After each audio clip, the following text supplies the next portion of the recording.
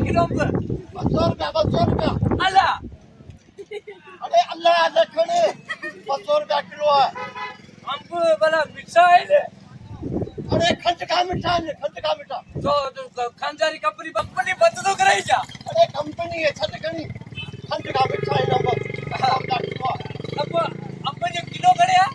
अरे वो दाम ले लो 200 रुपया किलो હા 200 અંબ આધાને કેને ભાગવા अरे बाबा मुझे घर जो वाना ઘર જો વણ हां